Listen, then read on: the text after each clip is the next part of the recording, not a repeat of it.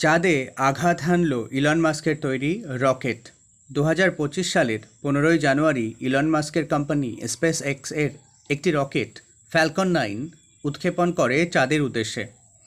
এরপরে এর ওপরের অংশ প্রায় 8,700 কিমি/আওয়ার বেগে আছড়ে পড়ে চাঁদের পৃষ্ঠে আগস্ট মাসের 5 তারিখে।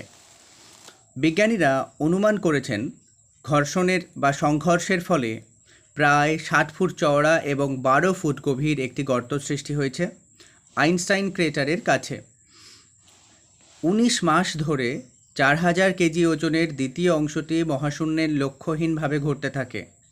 প্রথম অংশ ঠিকঠাকভাবে শুরুর সময়ে পৃথিবীর দিকে ফেরত আসে, কিন্তু 19 মাস ধরে এই 4,000 কেজি ওজনের দ্বিতীয় অংশটি মহাশূন্যে লক্ষ্যহীনভাবে ঘুরতে থাকে, তারপর আছড়ে পড়ে চাঁদে। এর ফলে পৃথিবীর কোনো সমস্যা হবে না, এমনটাই জানিয়েছেন বিজ্ঞানীরা।